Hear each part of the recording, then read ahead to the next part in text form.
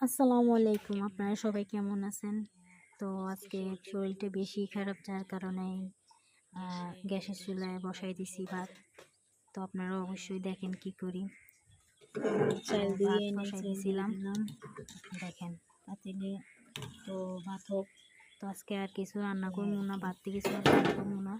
কালকে আম্মু মাংস পাঠাইছিল, এডি রয়েছে, এমনকি আমি নিজে কালকে ভাজি করছিলাম, এগুলো রয়েছে। তো দেখেন এইগুলো রয়েছে, দেখছেন। তো আজকে আর ভাবছি কিছুই রান্না করবো না, চলো না। আজকে কিছুদিন আগে পুঁই শাক রুইছিলাম, দেখেন মাশাল্লাহ কত সুন্দর করে পুঁই শাক উঠছে। তো আরও কিছু রুইছে উপরে, এই যে দেখেন, এগুলো মাশাল্লাহ সুন্দরভাবে উঠছে। তো এগুলো কি আপনারা চেনেন? এগুলো কি গাছ বা কী পাতায় আপনারা কি চেনেন? যদি চিনে থাকেন অবশ্যই আমাকে বলবেন। এই আর কি, এটি শুনছি উপকারী গাছ, যদি চেনেন অবশ্যই আমাকে জানাবেন। এই আর কি। তো দেখেন,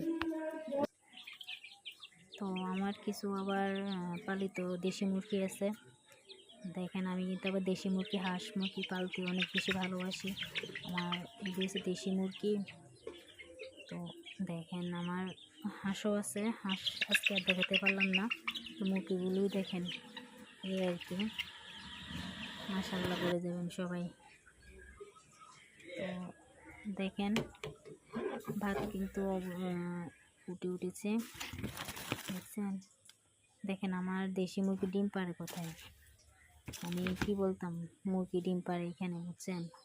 কোনো কিছু দিলেও ওইখানে যায় পারে না, এখানে এসেই পারে, এই আর কি। তো সব কিছু দেখতে দেখতে দেখেন আমার কিন্তু ভাত হয়ে গেছে। তো আপনারা অবশ্যই ভিডিও দেখছেন, ভিডিওটা কেমন লাগছে জানাবেন। আজকে কিন্তু মাশাল্লাহ প্রচুর পরিমাণ রোদ উঠছে।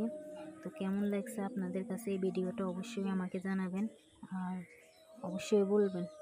ওকে, আসসালামু আলাইকুম, সবাই ভালো থাকেন। ওকে।